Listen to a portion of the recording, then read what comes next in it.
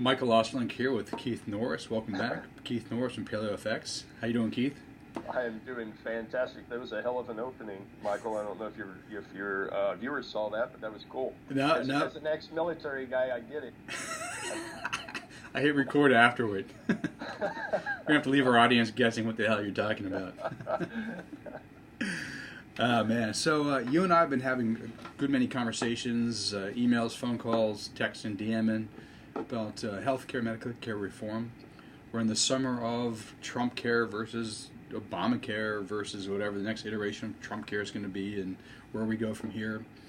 But one of the things that you and I have talked about is that is a debate really within a conventional medical care system. It's about an allocation of resources within a sick care or symptom care system, which has had its place, has been useful for many. So no arguments against that, I don't think, but is no longer serving us in terms of our health. Ultimately, that you and I and many others are having conversations about, like, what is the next systems to emerge that not only help us deal with chronic illness from a symptom management or a sick care system, because sometimes when you get hit by a car, you need to have your bones fixed, things like that. That acute care type of things, but we're also dealing with chronic conditions, lifelong chronic conditions. If you're lucky to have a life, which are driving down the survivability of our species, especially here in the West, especially here in America, in terms of the length of time we're living. I think we're now kind of in a reverse trend. And the age of disease is getting younger and younger. It's no longer old people who are getting these lifestyle chronic illnesses as they're showing up in our youth. And you and I have been talking a lot about, okay, so what is the systems that might replace what we have presently in terms of the conventional care system? Start from there. Like, what's some of your visions of what you see emerging? Yeah, totally. I think, for one thing, we have a system set up right now that does not serve our needs, number one, and number two, it's bankrupting us, both personally and as a country. I mean, I think any realist out there can look at the numbers and see the trends and see the direction of how this is going, and it doesn't look good. It's scary, in fact, and it will eventually cripple the nation if we continue to go this way. I guess if there's a good thing about that is that the fix is relatively easy on paper. It's immensely difficult in practice, and that fix is number one, it comes down to you and I and each individual in this nation to take control of their own health. Because if you look at the numbers and you see what it is actually that is bankrupting the country from both financially and from a productivity and a potential viewpoint, are diseases of modernity. Those are the diseases we can control. Those are the diabetes, the obesity, the cardiovascular disease that can be controlled by easy things like diet and movement. Excuse me. I'm a little bit winded because I practice what I preach. I just rode my bike here recently, so I do practice what I preach. But our healthcare system is just not designed to handle that, and we've got this monstrosity of a system. We've got, and believe me, this is so multi-layered. As soon as I point a finger in one direction, I have four other fingers pointing back at me, because at the end of the day, the fix for this really does reside with you and I. That's at the end of the day. We can fix this entire problem if we take back control of our own health, and it's going to take a while. I mean, we're talking about generational attitudes that have to change, and those generational attitudes are not going to change at the flip of a switch. It's going to take time. So these processes are going to have to morph. At the end of the day, this is not, we're not going to wake up tomorrow, everybody taking control of their own health and everything be gone. I mean, we've got a lot of systems that are going to have to be redesigned. That's going to take both intervention on the personal level, and it's going to take, we were talking, just before we went on air, Michael, I'm as libertarian as they come. I am a hardcore libertarian, but I realize realistically that we are going to have to work with government to see this change through. That's just the realities of the way it is. And so if we can start looking at this issue through a realistic lens, then we can begin to fix the problem. But at the end of the day, the problem starts and ends with us individually taking control of our own health. That's step number one. Well, so let me ask you that. And I just actually had a conversation with Max Borders, who said to say hello. Oh, yeah. Yeah, and he talked about innovation and culture and how they interact with one another. And I want to use that framework and ask you a question along those lines. So, like, I'm fortunate. When I was a kid, I got exposed to meditation and biofeedback and kind of Eastern philosophical traditions, and so I opened my mind up, and I had the benefit of exploring nutrition and movement and fitness and martial arts, etc. You told me your story the last time when I last interviewed you, and you had some openings and things open for you, and you explored things. There's a cultural piece to that, because if I didn't have parents who allowed me to go see a therapist who didn't put me on drugs but introduced me to biofeedback and meditation and guided imagery, I would be on the drugs, most likely. So it wasn't just me as a kid saying, oh, I'm breaking out of this conventional system, I'm going to try something different.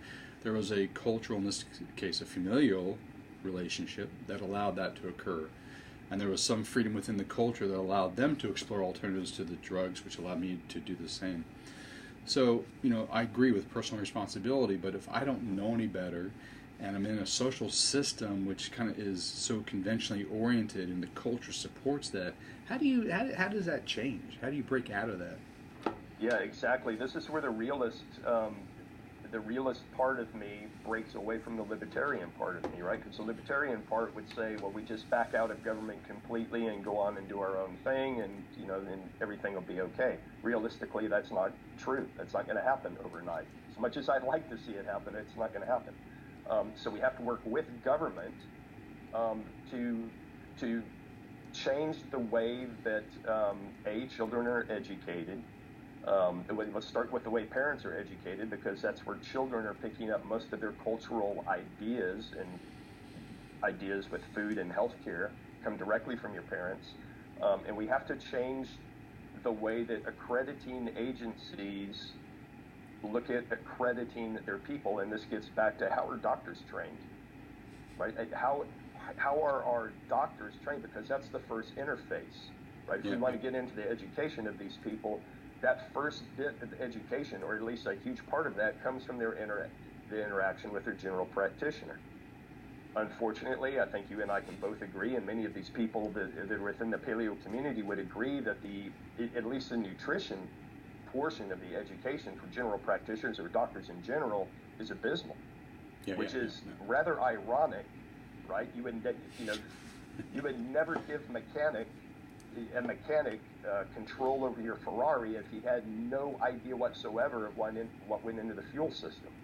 I mean, it's just odd to think about that, but that's the state of where we are right now. Well, it's funny because I don't know if they still do, but doctors used to take the Hippocratic Oath, but it wasn't Hippocrates who said food is your medicine. Yeah. Food is your medicine. So they only read a portion of what he had to say, and they kind of leave out the rest of his wisdom. Yeah, and I think, there's a lot of reasons why that happened, and we can go the conspiracy route and say that, well, maybe not even conspiracy. We can go that route and say that that the pharmaceutical industry had control of the training of doctors, so obviously the pharmaceutical industry wanted doctors to write scripts for everything. And there's probably some level of truth to that. But I think the other piece of this is culturally, we put so much emphasis on science. Right? Science got us to the moon. Science cured polio. We put all our eggs in that basket, and I'm not saying that's a bad thing, but it just wasn't countered by the day-to-day basics, right? And what's weird, or not even weird, but maybe realistic, once you look at the way our culture views things, is you look at biohacking culture right now, right? We have biohacks for everything imaginable, but is anybody talking about You know, hey, I think you just need to get outside in the fresh air for 20 minutes a day. I think you need to move daily. I think you need to eat in a specific way that just completely eliminates all processed foods. All of these basics are very, very unsexy, right? So I can imagine studying nutrition as a science-minded doctor would be rather pedestrian, right? Because you just don't see the application of that. But until those basics are covered, you know, we're majoring in minors. And Well, majoring in minors never works out well. And we can see where we are right now with our healthcare. We've majored in minors. Believe me, if I get hit by a bus when I ride my bike on today, thank God I'm in the U.S. yeah, yeah, Because the best acute care ever, yeah. but the diseases of modernity, the sick care program that we have going on right now is, you know, that's not benefiting anybody. So let me ask you this. We'll start with doctors. And I know PaleoFX attracts quite a few doctors who are functional medicine doctors. So there is a movement within medicine, not huge, not a majority of doctors, but functional medicine, integrative medicine, you know, some version of that, natural medicine, whatever you want to call it. When you talk to them, I would have to imagine that most of them will tell you my interest resulted from realizing that I was failing my patients, not because I learned this stuff in school, so I had to go get extra training in these specialties, nutrition, food, movement, sleep, whatever it happens to be. Are you hearing from any of them that this message is being driven back into the system and the system's changing? Like some medical schools, I know like Arizona, Andrew Weil's program, very integrated, but outside of that, maybe a couple other centers, you know, is medicine adjusting accordingly, recognizing the importance of learning about sleep, hygiene, and nutrition, and food, and diet, and all that kind of good stuff? Yeah, I think they're feeling the pushback, definitely, but just like any massive organization, it takes time to turn the ship, right? Aircraft carriers don't turn on a dime.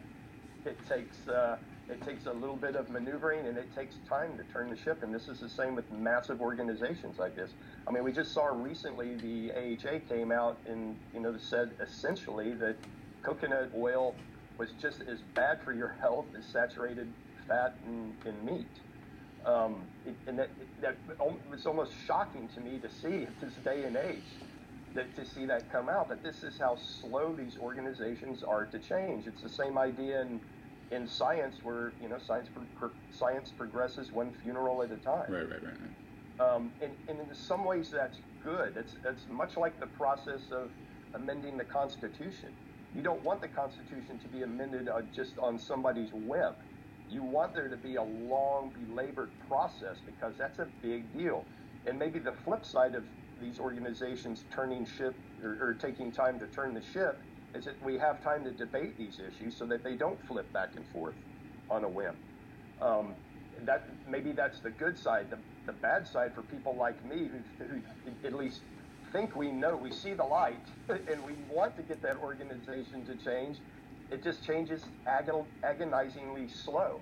So that's a long-winded way to answer your question. That yes, I think eventually these organizations will change, but they're not going to change on a dime, and they're only going to change if there is a massive push from the inside, from doctors who are on the inside who demand a change.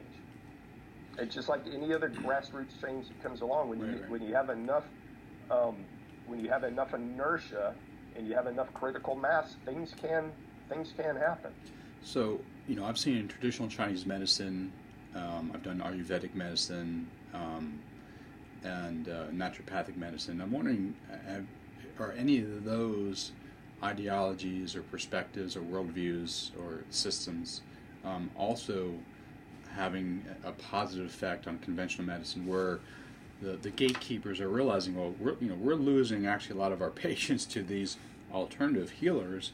They're getting somewhat success from them, or they wouldn't keep leaving us and going to them. Something's there. We should look into it. And I'm wondering, have you heard of much influence from these alternatives influencing the conventional medical system to shift? I have, yes.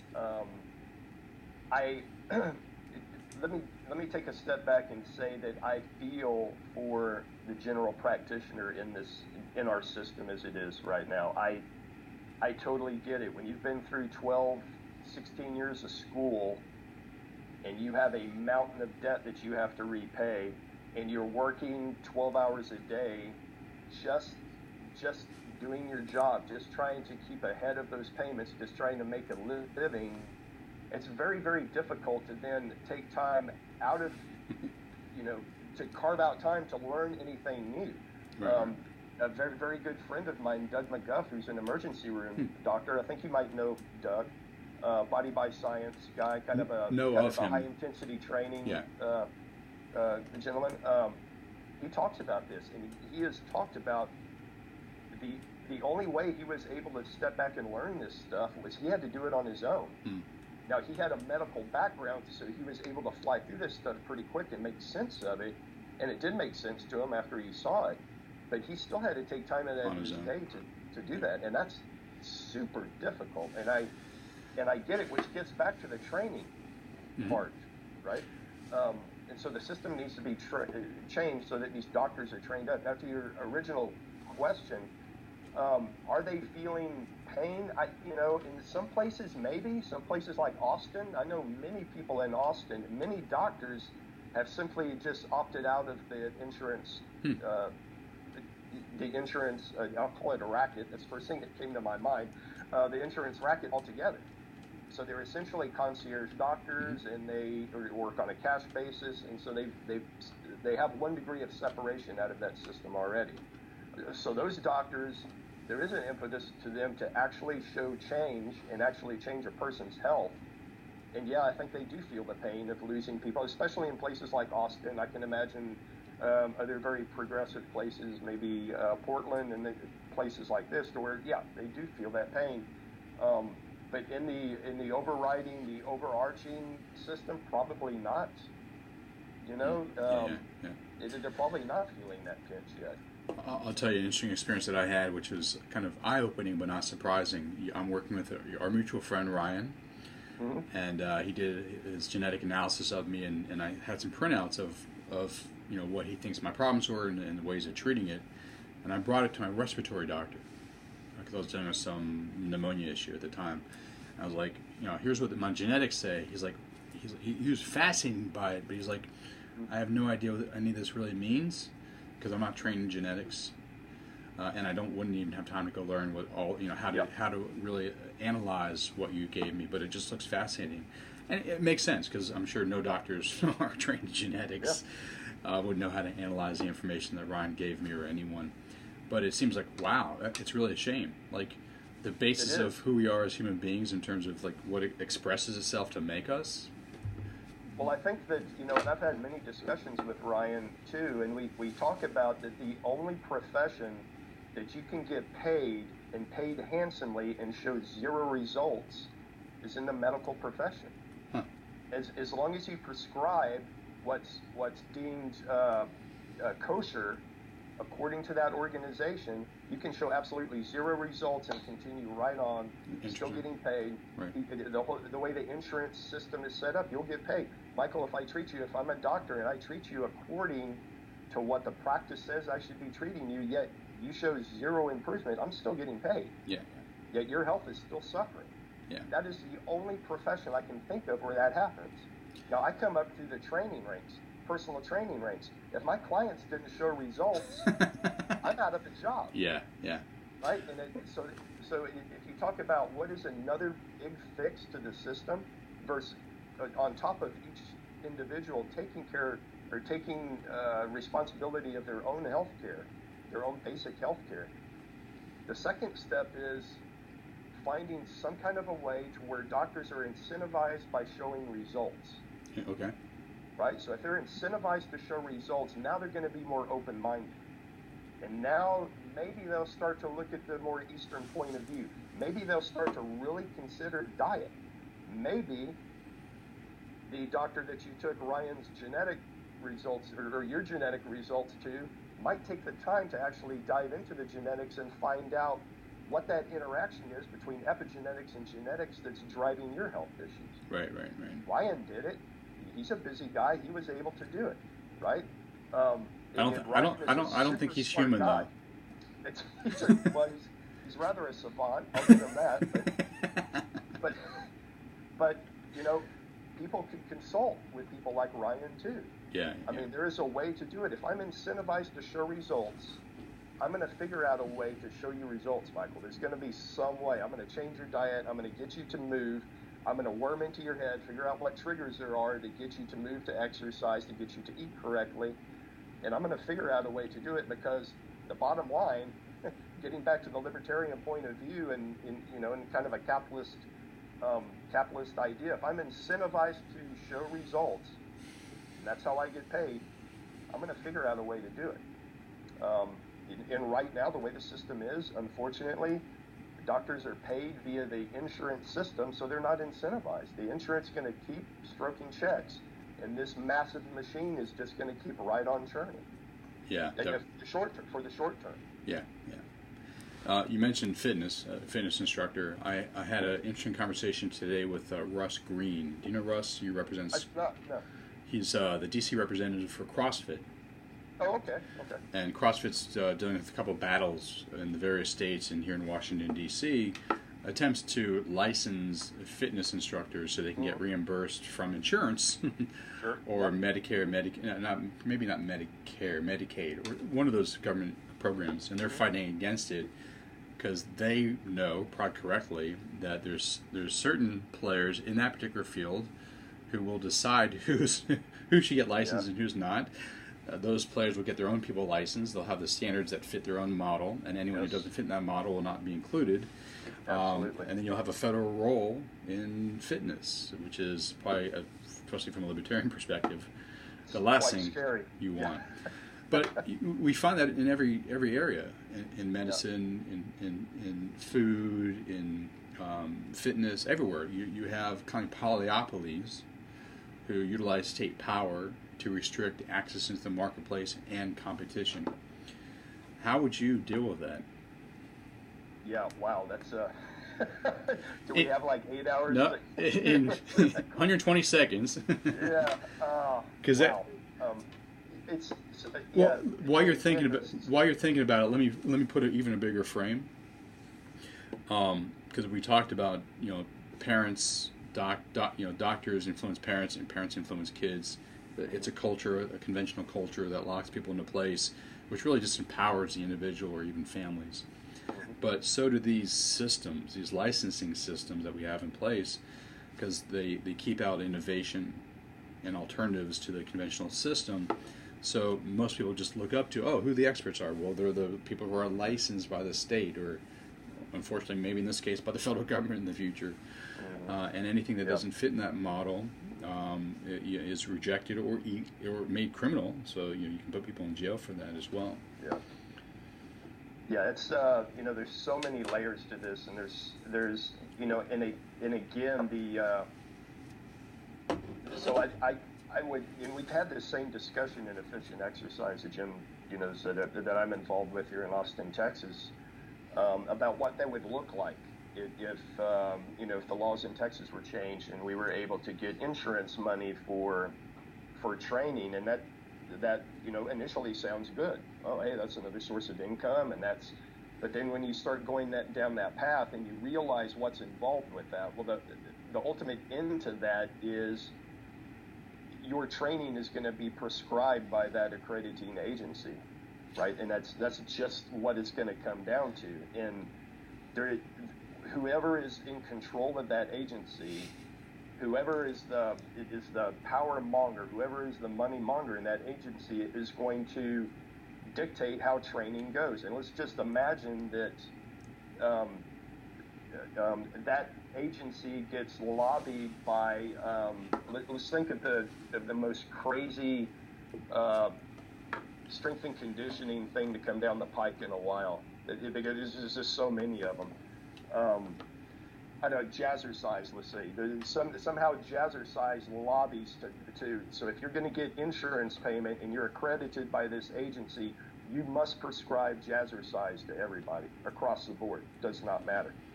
And if you don't, that's a criminal act, like you say. Yeah. well, I'm going to go, I've got my own ideas on training. I show results. I'm going to branch out and go my own way. The next thing I know, I'm in jail. Yeah. Or if I'm lucky, club fed. But, Yeah. one way or the other, my business is shut down. And it's a very, very slippery slope. So I don't know. I can't say that I know what the exit strategy is, right? I don't. And so where we sit right now, would I want any fitness trainers to be certified by a government agency? Absolutely not. I mean, like you say, that just kills innovation, for one thing. Totally kills innovation. Because I'm just thinking, that just as bad as the food pyramid is, or the food plate, whatever it is these days, you'd have the fitness plate, or whatever the hell they would call it. I can't even imagine what that would look like, but it would turn my stomach, I'm sure, whatever would come out. Michael, one of the other things too, and I've had this discussion with people, really at the end of the day, there is so much information out there for the average person to have to sift through, right? That's why these organizations are important. As a society, we need models, right? We can't be experts in every field. I can be an expert in strength and conditioning, but I am not going to be an expert in coffee roasting. Although I love coffee, believe me, I am not going to become an expert. I just don't have time for that. But I want to go to people who know coffee roasting, so I can get the best stuff. And but do you know Chris Smith from SealFit? I do not. He runs Trident CrossFit here down where I'm at. His wife runs a coffee shop, and they're expert coffee roasters. So if you when you come visit me, actually in the fall, right on. Yes. I'll take you to Trident CrossFit so you can train there, and I'm going to take you to Misha's the wife's coffee shop so you can see how coffee's made. Yeah, I'm looking forward to it. But I'm sorry. Go ahead. That's totally okay. I think the point I was trying to make is the to add another tentacle to this whole problem is the education system in the U.S. I mean, we're in an education system right now that was designed to train factory line workers. Yeah. And we just that's antiquated. We cannot live by rote and regurgitate anymore. There's just no way to do that. And I was relating to a person, and I had what I would consider a very good education, K through high school, but I didn't realize how poor it was until I got to college, and I was asked to actually think, put together my own ideas, debate whether it's right or wrong, pick a side, I don't care, but debate it. And that was the first time that I was asked to not regurgitate what I was taught. Right. I mean, and really pushed that way. And it's amazing to me because now there's, it's generation after generation after generation that just takes facts on face value without having and it's not a large skill set. Anybody can learn this, but to be able to ask the questions that would lead to the truth. Do you know Michael Strong? I do not. You're asking me like 10,000 people. I feel like I'm out of the loop, Michael. Michael Strong is actually he's a friend, but he's also a friend of Max Borders. So I got to connect you guys. Oh, okay, right on. Yeah. He's in Austin. He actually creates schools that are client or student-centered schools, and he's really big on the Socratic method as a teaching model. Yes, absolutely. Yeah. But it's just one model amongst many. Yeah, but to be able to, and the way this comes to me, I remember back in the, maybe it was the late 80s or so when Oprah Winfrey was going through her weight challenges and she was working with Bob Green at the time, trainer Bob Green, and he's probably a great guy, but I remember thinking at that time, wow, he's given her a lot of bad information. And this is going to end up in a train wreck. I mean, you could just kind of, you could see it all coming together. And I thought at that time, I was like, if Oprah Winfrey, with all of her money and resources, cannot find the right answer, how is anybody going to find the right answer? We're just not equipped as a nation to be able to do that on an individual level. If you have, you and I, Michael, because this is what we do day in and day out, is to sift through these questions. But when you talk to the average person, they are ill-equipped, and they're going to make their decision based on a cult of personality, one, or number two, what a higher authority tells them is right. And that higher authority is generally the government. And so now we're right back into this issue. So my point being that, at least in the short term, we're going to have to work with government to get government to send out the right message. And as a libertarian, I don't like that idea. But as a realist, I realize that's the way it's going to have to be. If what I want to do is affect the most people I can, which is what I want to do. I want to affect the widest swath of people I can as fast as I can.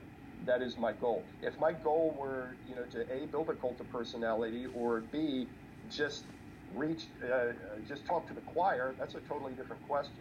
So then I can't go renegade mode and go that route. But that's not the route that I choose to go down. So let me ask you a question about education and governments. So you talked earlier about science and kind of pointed out some of the limitations of just using the scientific framework as a way of seeing the world. But even within the scientific framework, it's not used well when it comes to medicine. Mm-hmm. I mean, if you look at the research, and then you look at the research on particular interventions, and you look at the interventions, you're like, wait, why are the majority of people doing this when the research actually shows it doesn't work, or it doesn't work as well as something else, or something along those lines? So even the medicine is not really scientifically sound in many cases. We have the USDA pyramid, or the plate, I think it is now, and you talked earlier about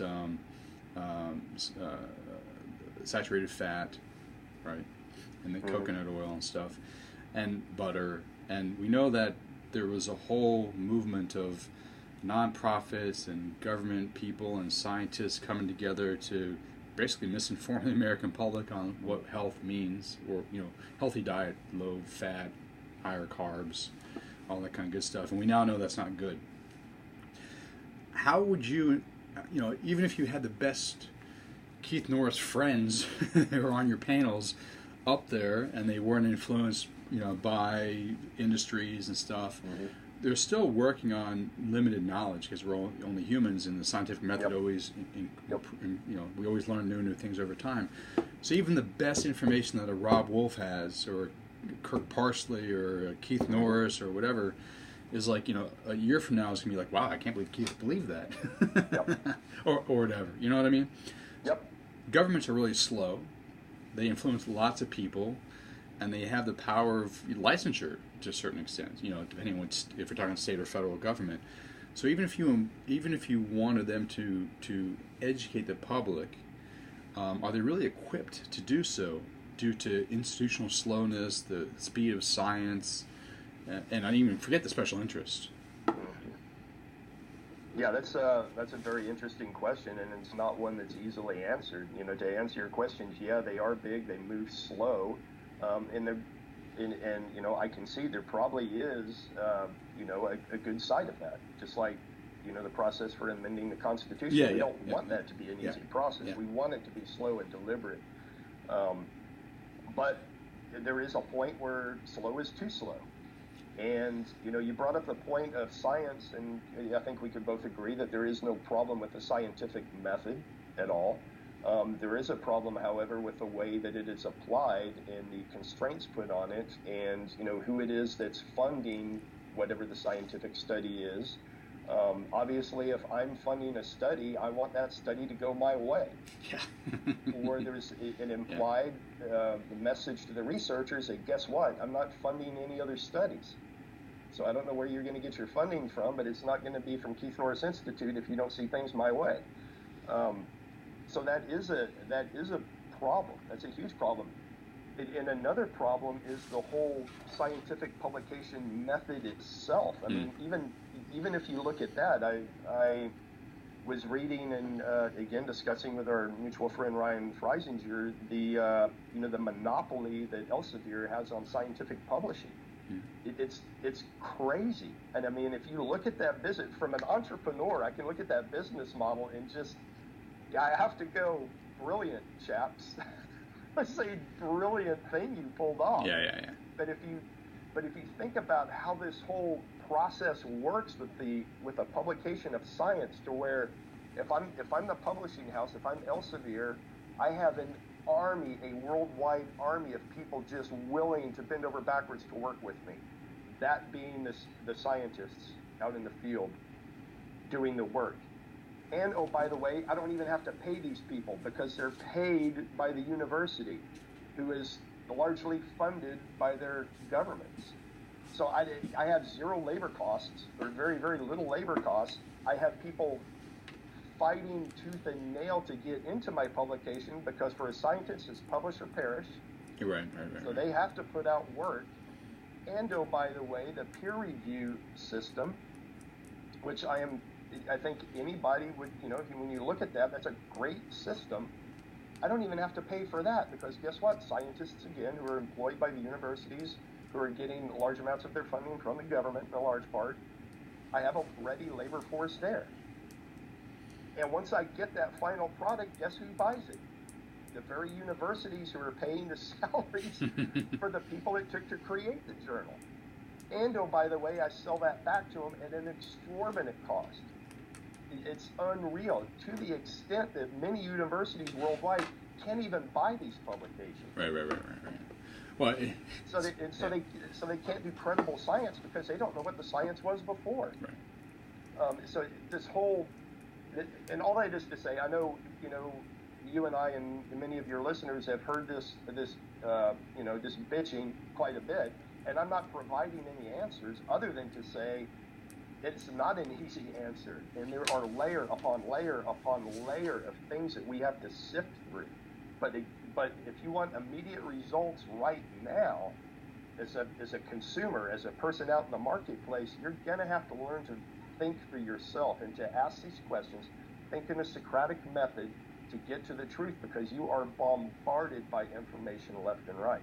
If I want to go out and buy the best coffee, I'm going to have to do some research on it. Otherwise, I'm going to get stuck with either what A, cult of personality tells me, or B, what the government tells me down the filtration process, and that might not be the right answer. And I've got to be able to discern that. Let me ask you back about, the problem about governments being the primary institution for educating people. And I do agree with you that I prefer a limited state. We have a larger state. Until we limit it, you have to deal with what you have, right? Yep.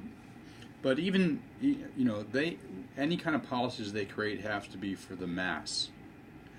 And we know from bioindividuality that even if let's say you get your team on the government panel who decides what the diet is, and the diet's kind of a paleo-ish diet. Mm-hmm. That's not necessarily going to suit every individual, because there's bioindividuality, and there might be food sources that are not part of the paleo pyramid that are okay and actually necessary for certain people, and there might be foods in the paleo pyramid that's not appropriate for certain people. So, until we have the technology in place where you can, get your smartphone out and take a little blood sample and figure out your personalized diet, how do you kind of deal with that part of mass education around nutrition and food, and even movement and fitness? Yeah, and I think that's a very, very interesting point, and it's something that I tried when I was on the floor training more than I am doing right now, because I'm more of a business side of things, unfortunately, and in a lot of ways I miss being on the floor with the interaction with people, but my goal with them was to teach them their own body, right? So I want, initially you're going to have to go with what I tell you, right? You come to me because you trust me, right?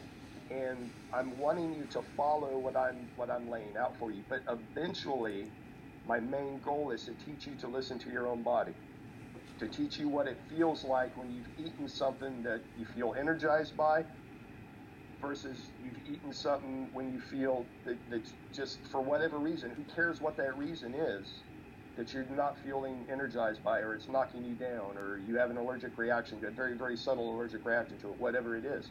But I've got to get you to that point to where, A, you can decipher this information coming in and know what it feels like in your own body. and if you want to get back to a little bit of the woo side of things, I think that's in the education process.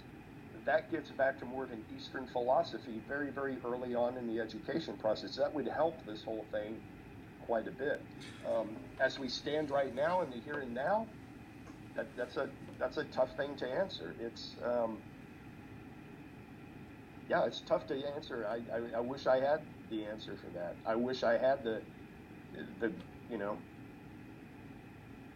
how to be able to sift through all of this information. And I try to see things from just your average consumer's point of view, and I sympathize with them because, God, that's got to be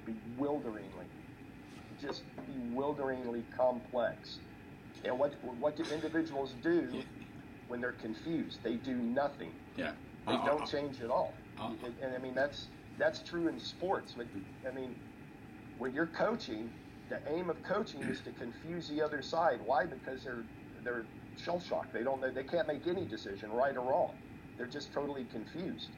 I mean, that's coaching 101, basketball or football. Confuse the other side. You can confuse them, you've got them, because they can't react one way or the other.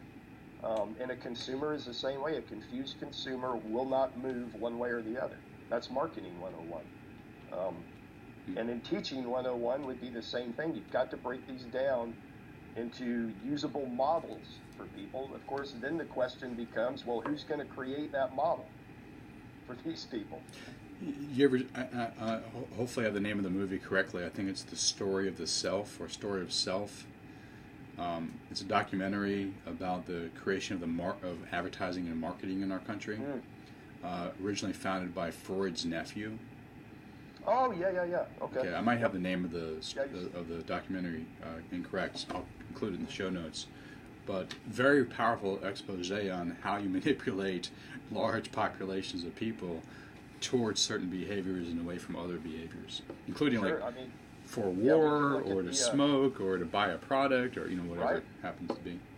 Yeah, I mean, I'm trying to think of the documentary. So there's two things running through my mind. One is a documentary. It had to do with big tobacco and global merchants of doubt. Excellent documentary. And this is happening to you. You know you're being manipulated, but this documentary will piss you off nonetheless to see how brazen it is. The other idea I thought, and I know this is a touchy subject these days, but the World War II propaganda machines. I mean, that was just a spin of marketing. Marketing is just a spin of propaganda. And there are ways to get cultures and to get societies to move one direction or another. There's in that same movie I was referencing, there's a story of how the Brits, through media, got the United States into World War I. And one of the ways they did that is they put into stories about the Huns or the Germans going into Belgium and killing babies in the cribs and stuff, which sounded very familiar to the Iraqis going into Kuwait, doing the same thing with that woman testifying in front of Congress and stuff. Yeah, things don't change that much. No, I mean, I'm involved heavily in marketing with PaleoFX, and I mean there are. And not that we're, underhanded in doing this, but to get, marketing in and of itself is not a dirty act. If you have a message that you want put out into the world, you have to figure out a way to get that message out to the world. And there are certain ways to do that. And if you take a positive spin on the way, propaganda is put out, when you step back and look at it, it's funny because the studies that were done with the electric shock, where one person Milgram, the psychologist, is it Milgram? Yeah. Can't remember the guy's name, but here's the essentials of it. You have one guy on one side of a wall who's receiving a shock, another person on the other side of the wall who's administering the shock, and through a series of questions, whether that question is answered right or wrong, if the question is answered wrong, the administrator gives the person on the other side a shock. It starts off to be a relatively mild shock, But as the procedure goes on, it turns out to be a very, very heavy shock. At least, this is the way the story is designed. In actuality, there's no shocks being given at all. But most people would run up all the way to the end if an authority told them to administer the shock. And there's a very good movie on this as well, and I can't think of the name of the movie, but people watching that would say, there is no way that I would administer the shock. And part of the whole thing is the guy on the other side of the wall, you can hear him start to scream, right, as the shock is being administered. And then past a certain point, there's nothing at all, implying that the person on the other side has passed out or died or who knows what. And the people will still administer the shock if told to by the authority, which sounds absurd. But the data doesn't lie. They did over 1,000 tests looking at this. And the vast majority of people, housewives, just guys off the street, it didn't matter who it was, but if an authority told them to do it, they would continue on with the process. The vast majority. And yet, those same people would say, there is no way I would do that. Now, being manipulated by propaganda is the same way. You can look at that and go, there's no way I would fall for that. Yet, if you look at Nazi Germany, a whole country fell for that. And I would bet money that in 1933 or so, no one would have predicted that. No one in Germany would have said, oh, yeah, I'm going to fall for that. There's no way. Yet they did. And yet we do in the U.S. I mean, we fall for it too. I don't know how we got on that discussion. But from propaganda. So let's sit back for a moment. So, we've kind of diagnosed some problems, right, within various aspects of the system. Education, misuse or misunderstanding or limitations in science, lack of transparency, special interest, et cetera, limitations of human knowledge. Okay.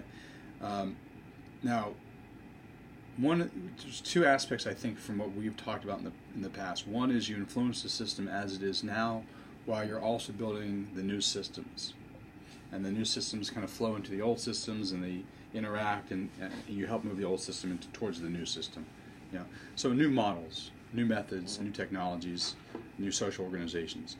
PaleoFX is a fantastic example of a new social organization which is providing a new model of ways of understanding through an evolutionary biological framework how we should live our lives to live optimally as human beings. Are there other examples, it doesn't have to be in health necessarily, but health, fitness, food, medicine, energy, education, that you'd say, oh, these are really other interesting cutting-edge models that our listening audience should go look into, should go support, and help move the conventional system towards that direction? Yeah, I'd like to think of PaleoFX as kind of the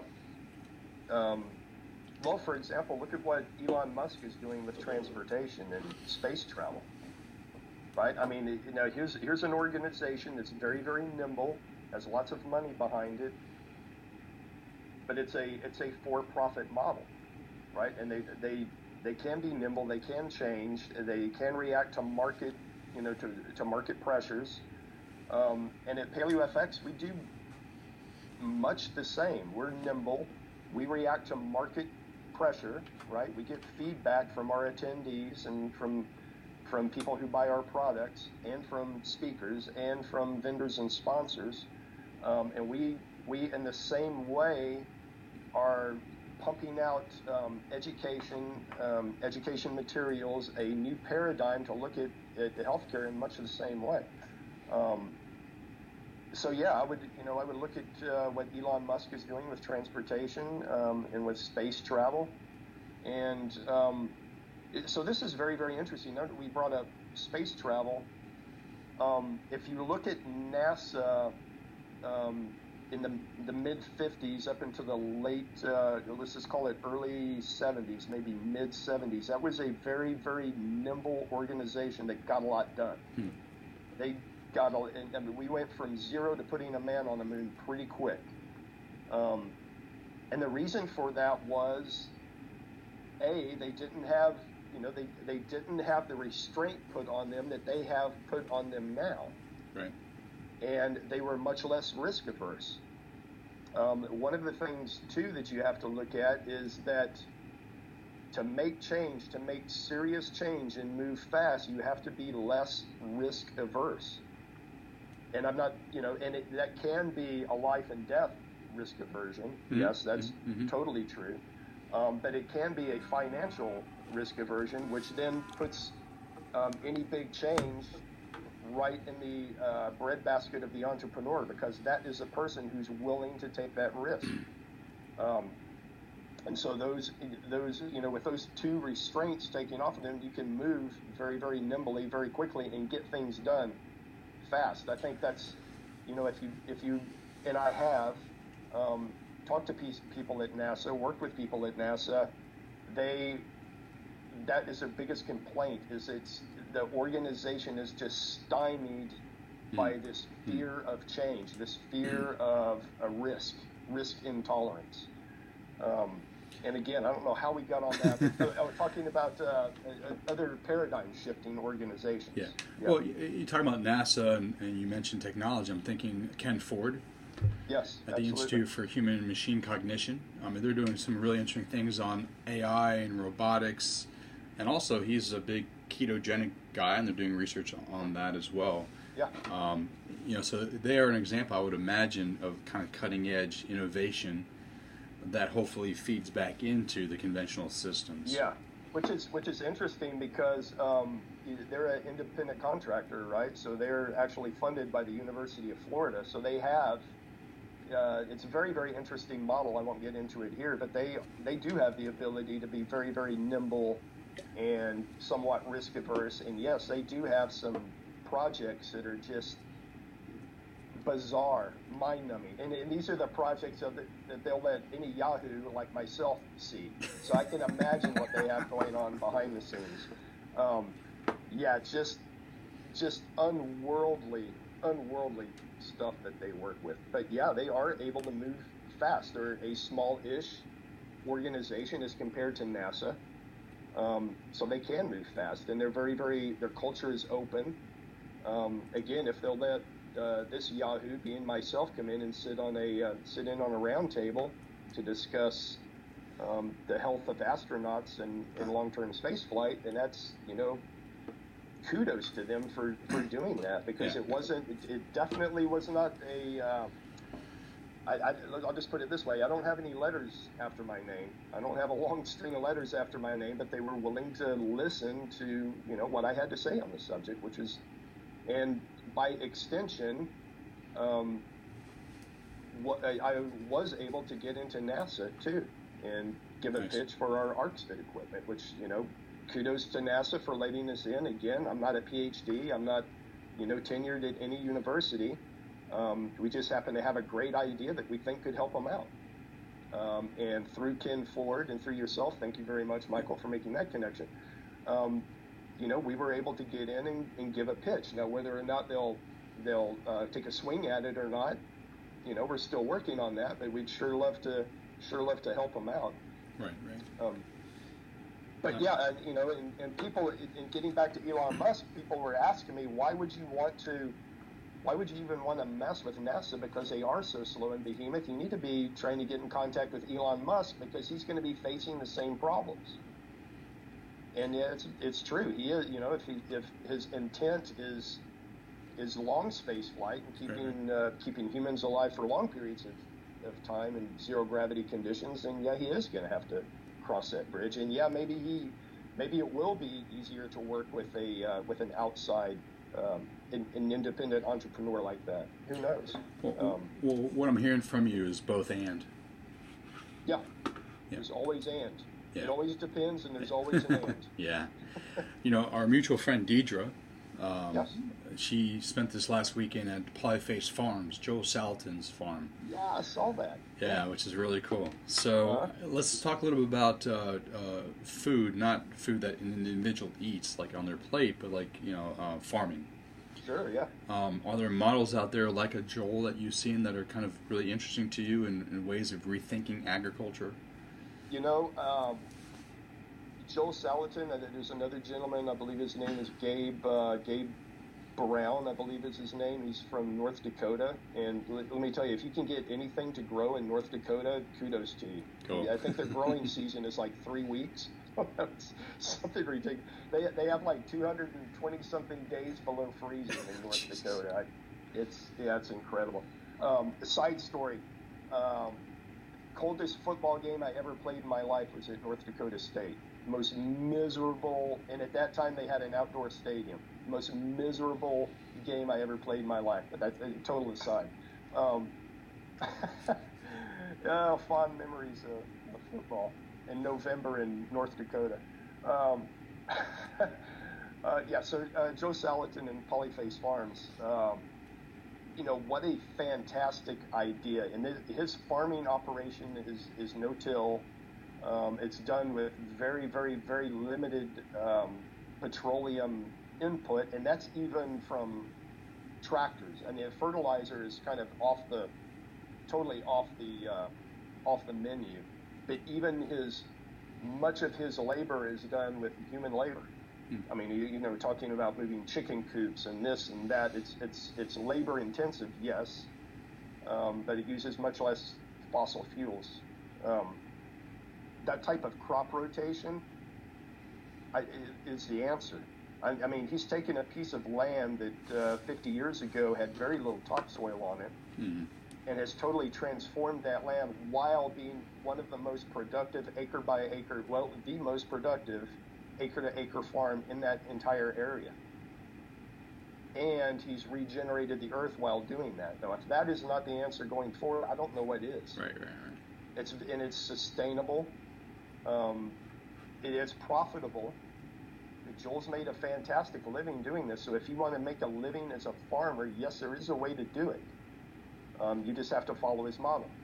Now, is the gentleman in the middle of Kansas who has thousands upon thousands of acres of corn that's being monocropped, that's being heavily government subsidized as it is right now, is he going to be able to flip a switch and go to Joel Salatin's method of farming? No, he's not.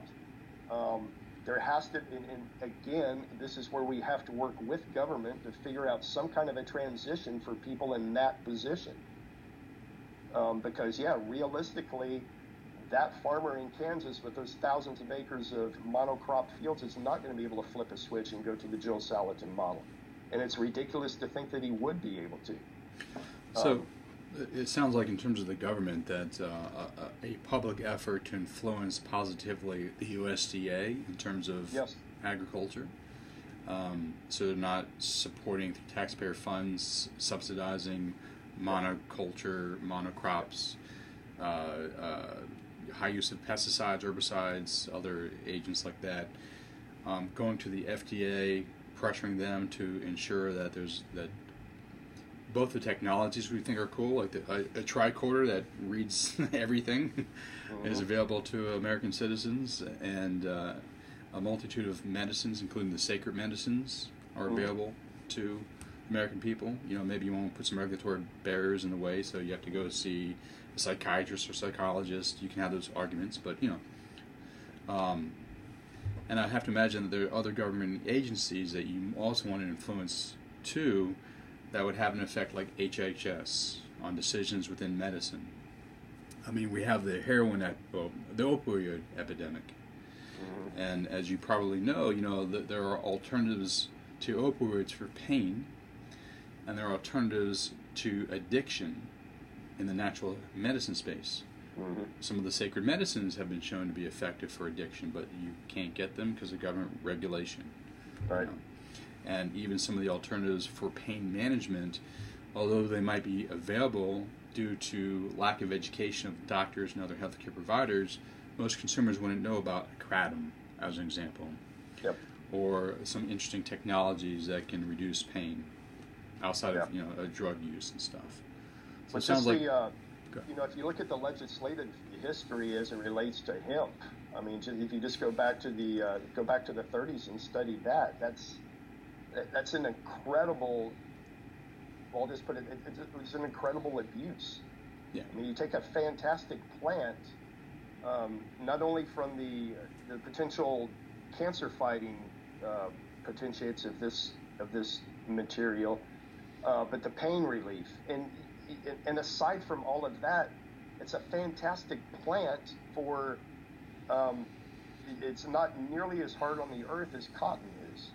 Right. So if you're talking about just making clothing and ropes and fibrous objects, that is a plant you want to roll with, not cotton. Roll with.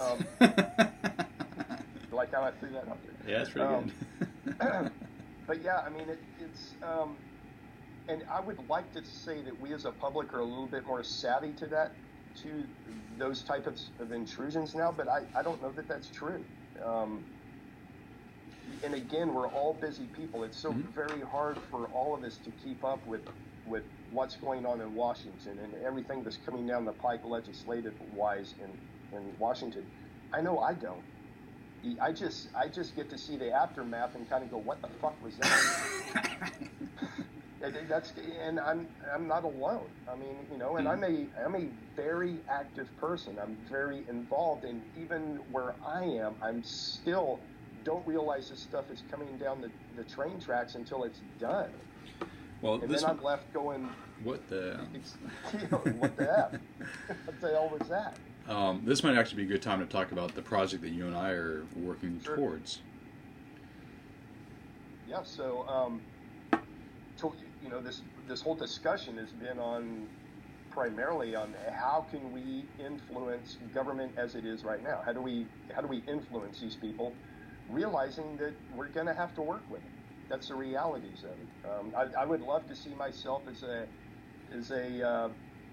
I don't know, a Martin Luther King for healthcare or something like that. But the reality is that there's going to be that portion of it, yes, because the troops, so to speak, have to be rallied. The nation needs to be awake to what is going on with their healthcare, and the nation needs to become awake as to, hey, the biggest step of this battle is you taking care of your own healthcare. That's step number one. So let's get that under control. But the other prong of this is we have to work with government to get some change here. How are we going to work with these institutions? How are we going to work with the FDA and the various ag subsidies that are coming down the pike? How can we work with them in a way that will actually benefit society, actually benefit our culture? And I'm not saying that we can get we're just going to walk into Washington and be champions. I'm not. I'm a realist. I get what's going on. But if we can at least bring up the question, if we can at least make it known that people realize what's going on, that we realize that the way subsidies work, we understand what's going on. We understand there's special interests involved here.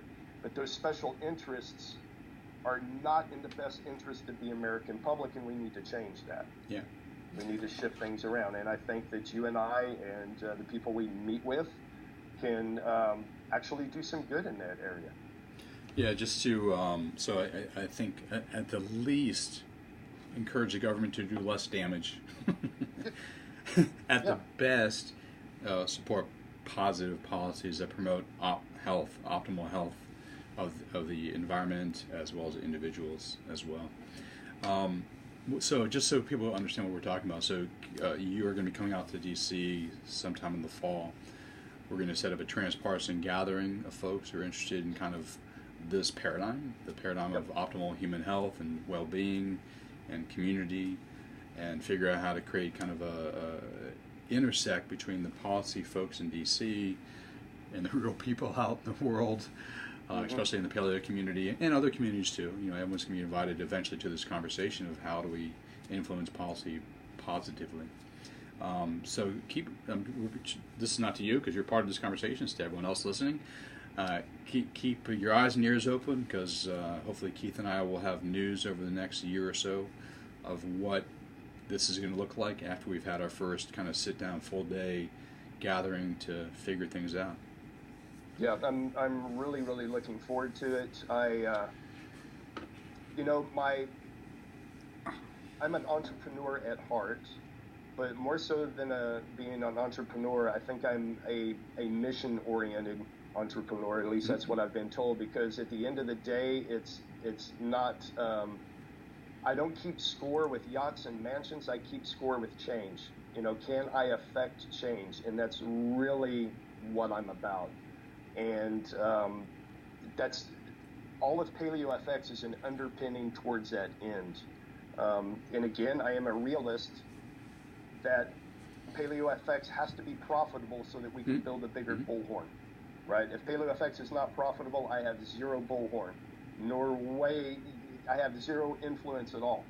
To the extent that PaleoFX is profitable, and it is, now I can use this profitability to extend the broader message. And part of that broader message is going to Washington and talking with people. Right. And like speaking, yourself. Speaking of making PaleoFX even more profitable, throw out your website.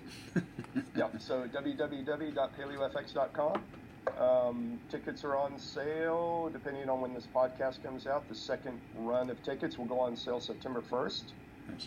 We closed out the first run of tickets. We have to parse these out now because we do have some of the space is limited, some of the space is not limited. I know it's a little bit confusing for people who have not been to PaleoFX, but we have to parse the tickets out in this way. So the second run of tickets will come out September 1st. I believe the ticket run will be 3 or 4 weeks, and then we'll close that run down again, reassess where we're at, and then open back up with another ticket sprint following that. I encourage anyone and everyone who is even partially interested in their health, even partially interested in the food they eat, to come out to PaleoFX in Austin.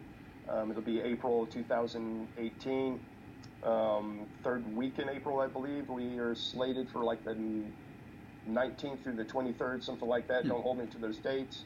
It's in later April. It's a beautiful time to be in Austin, by the way. You want to be in Austin in the spring and not in the middle of summer, because I can tell you it's about 150 degrees here right now. But the springtime is beautiful in Austin. And Michael, some of your listeners might not know that paleo is a lot more than just diet. Yep. We have extended way beyond diet. It started off as a diet-centric conference, but for instance, we've had panels and talks on plant medicines. We've had panels and talks on the diversification of education and the disruption of monetary systems, on entrepreneurship, capitalism, new capitalism, relationships, just a wide range of topics. And those topics are all geared towards making the individual more vibrant and more healthy. Awesome. And part of that is movement. Part of that is diet, to be sure, but there's a lot of other aspects that go into a healthy, vibrant person, and we cover all of those aspects at PaleoFX. Cool. Thanks, Keith. Great talking to you, man. Absolutely, Michael.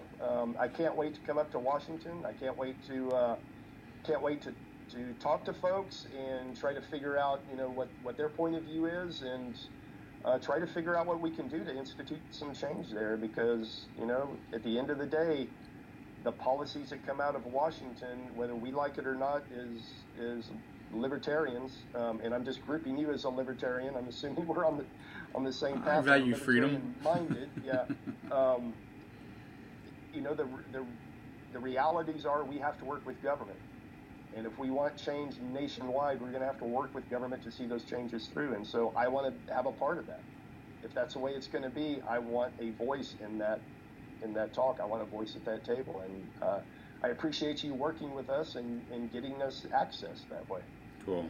Keith, great talking, man. Yeah, we'll talk soon. Absolutely, Michael. Thank you very much. Rock on.